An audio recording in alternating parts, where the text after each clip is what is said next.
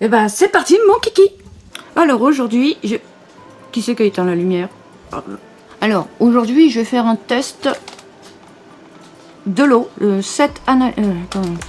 une analyse complète entre guillemets à faire pour voir si l'eau potable, l'eau de boisson est bonne et respecte le protocole de tous ces trucs là. Alors on commence par mettre de l'eau froide du robinet, on laisse couler un petit peu dans un verre qu'on place ici, c'est marqué robinet, et ensuite voilà le filtre Berker, donc c'est celui-là. Par contre j'ai qu'une main, j'ai pas la main là. Et j'ai nettoyé le filtre il y a pas longtemps avec une brosse douce et tout ça, enfin comme il faut avec du savon. Et l'eau filtrée. De visu sans analyse. L'eau a meilleur goût que celle du robinet, mais en même temps, Boubou m'a dit que peut-être aussi le chlore il s'évapore, donc on n'a plus le goût du chlore. Dedans, ça pourrait expliquer ça. Donc pour avoir plus de précision. Ensuite, l'eau du robinet.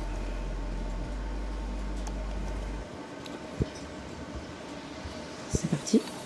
Il faut laisser un petit moment dedans.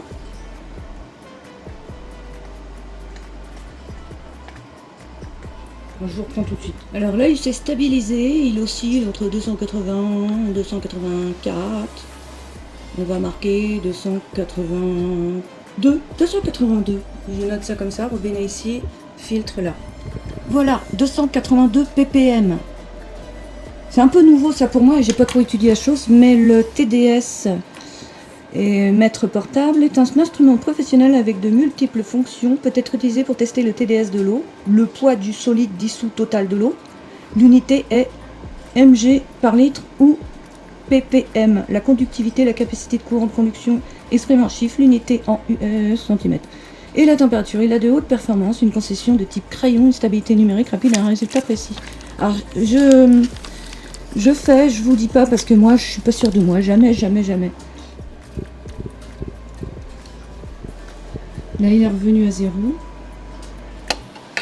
Et on le met dans celui qu'on a filtré. Alors déjà, il indique plus de 300 alors que celle du robinet indiquait 282. Alors, il y a peut-être un truc que j'ai pas compris. Il y a aussi le testeur de potentiel hydrogel, pH. Le souci, c'est pas, j'ai pas d'eau distillée, donc je pourrais pas faire le calibrage. Ce sera pour une autre fois, c'est pas grave. De toute façon, j'ai le test ici. Alors, là on est à 300, 297, 300. On va l'arrondir à 300, hein, c'est pas pour une centaine quand on est à une centaine comme ça. Donc il fait 300 ppm. Non mais c'est parce que j'ai trop réfléchi tout à l'heure, faut que je me calme. Bon, maintenant on va passer aux analyses. Passons aux choses sérieuses. On va commencer par le pH. Mais simplement dans l'eau du robinet. C'est pas la peine de le faire pour le filtre. Comment dire. Ouais, je pense que c'est pas la peine de le faire pour le filtre. Et ainsi que la dureté. Je pense pas le filtre Berker quand ils le vendent. Ils disent que ça enlève les métaux lourds, les nitrates, les bactéries, tout ce qui est pas bon pour nous. Mais ils ne laissent que les minéraux. Et moi, ça me paraît bizarre. Donc, comment un filtre peut sélectionner lui-même les bonnes ou les mauvaises particules? Das ist the question.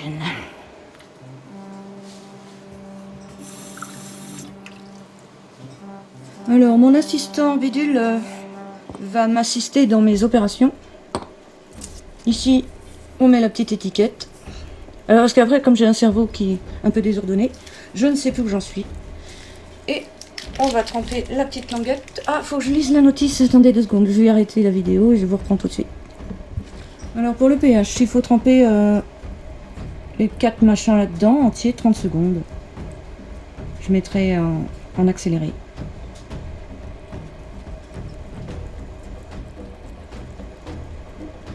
Donc voilà, on retire, on égoutte et on lit tout de suite le résultat. Ah ouais, donc quelqu'un a dit, ah c'est très jaune, je vais faire. Entre 7 et 8. 7,5, un truc comme ça. Et ça me paraît bien, je crois, d'après ce que j'ai compris. Voilà, maintenant on va passer à la dureté de l'eau. On a plongé la bandelette 1 seconde et la retirer et l'égoutter. Et ben il n'y a plus qu'à attendre 1 minute.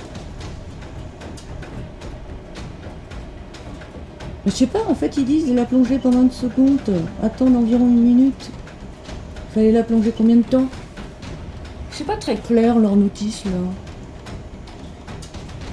Ouais ben en fait je suis vraiment une gourde.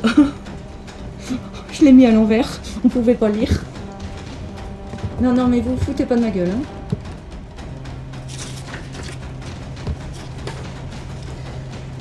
hein. Par rapport à notre utilisation de l'eau avec la machine à laver, avec le faire la vaisselle, tout ça, moi je la trouve dure. Eh bien, elle est dure. Elle est très dure même. Et ça m'étonne pas. Bon, après, il y a toujours des solutions hein, pour l'adoucir, mais ça pourrait expliquer la panne de certaines choses. Ou même nos toilettes qui arrêtent pas de se boucher. Alors pendant que je fais cette vidéo, Boubou, il est parti au travail. Alors du coup, Boubou, si tu regardes cette vidéo, est-ce que tu pourrais me répondre par rapport à ça? Qu'est-ce que t'en penses qu'en fait les toilettes se bouchent parce qu'ils ont du tartre? Ce serait pas bête ça. Donc ça serait à voir. Voilà. Alors maintenant, on va passer au test du plomb. À gauche, toujours à gauche, je mets l'eau du robinet. Et à droite, je mets l'eau filtrée par le filtre Becker. Ou Becker, enfin un truc comme ça. Voilà. Ouais, bah en fait, c'est pas comme ça, je viens de lire la notice. Et en fait, il faudrait mettre une goutte d'eau dans une assiette. Voilà, petite goutte d'eau. La laisser s'évaporer. Là, il y a le temps, hein, je coupe là.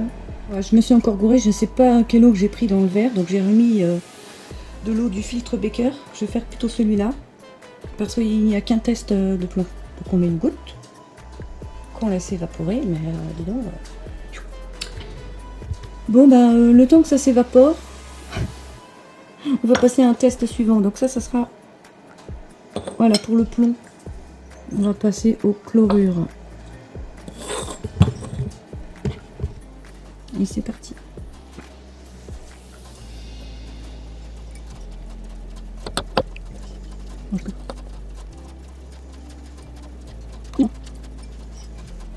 Voilà, à gauche, l'eau du robinet, à droite, l'eau filtrée. Il n'y a plus qu'à attendre parce que les couleurs sont pas très probantes.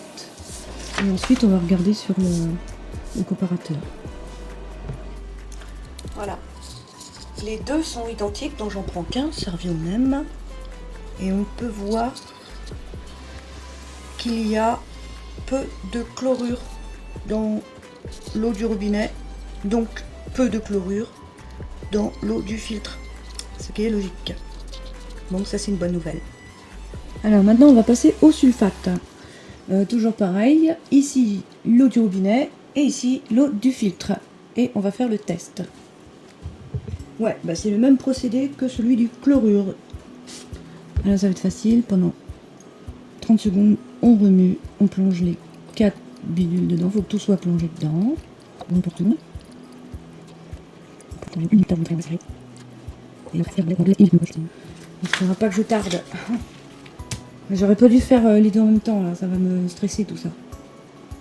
Donc ça c'est quoi déjà que je fais? Merde, je sais plus. Oui, les sulfates. Voilà, à gauche, l'eau de robinet, à droite, l'eau du filtre.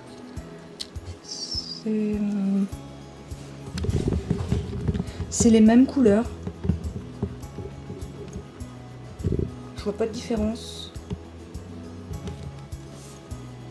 Alors en fait, si je lis ça, les deux c'est les mêmes. Hein, si je lis ça, ça voudrait dire qu'il y a quand même un maximum de sulfate dans l'eau. Alors je vais aller me renseigner tout de suite et je reviens vous le dire. Alors bah, je viens de regarder et si je ne me suis pas trompée, apparemment on a une eau avec vachement de sulfate. Et ce qui pourrait expliquer justement sa dureté extrême. Enfin c'est très dur quoi. Alors maintenant on va passer au nitrate et nitrite, les deux. C'était plus important avec le plomb, mais bon faut attendre. Et parce qu'on est dans une région à forte activité agricole, donc ce qui paraît, ça pourrait être pollué. En plus, il a beaucoup plu. Alors, on va tester. Alors, il faut les plonger 5 secondes. On remet en 5 secondes. et attendre 30 secondes. Ça, c'est l'eau du robinet. On la tient comme ça. Pourquoi c'est marron? Ouais, c'est pas rose, c'est marron. C'est vraiment pas les mêmes... Et c'est pareil pour l'autre. C'est la même couleur. Alors pour le test du plomb, ben je vais pas pouvoir le faire parce qu'il faut aussi de l'eau distillée. Alors une petite conclusion. Que dire par rapport au test? Ben pour le prix que ça coûte, vaut mieux savoir les faire parce que si je me suis gourée, pourtant j'ai suivi la notice, j'ai suivi les instructions, mais les résultats sont pas probants à part pour le pH et le chlorure. Éventuellement les nitrates et les nitrites. Donc il n'y en aurait pas. Pour les sulfates, ben ça m'inquiète un peu, parce que peut-être qu'il y en a beaucoup, mais en même temps c'est pas quelque chose qui est dangereux pour la santé, d'après ce que j'ai lu. Ça fait partie des minéraux, c'est ça, si je me trompe pas. Bon, je précise, je suis amatrice. Donc c'est pas un test vraiment sérieux, hein, c'était dans le but de savoir si le filtre filtrait vraiment quelque chose, parce qu'ils en font une bonne publicité, à savoir qu'il a plein d'avantages. Ça veut dire qu'il est capable de filtrer tout ce qui n'est pas bon pour nous et de laisser tout ce qui est bon pour nous. Donc, je me disais, ça me paraît bizarre quand même. Pour trier comme ça, je sais pas, j'arrive pas trop à comprendre. Et comment dire, je trouve que parfois l'eau, elle a vraiment un mauvais goût quand elle sort du filtre. Alors j'ai l'impression que je me suis fait gruger sur les filtres Becker, mais je suis pas sûre. Je voudrais pas faire de la mauvaise pub. Je voudrais juste qu'on m'explique pourquoi, pour ce qui coûte aussi cher, et comment il pourrait nous prouver qu'il filtre vraiment bien ce filtre.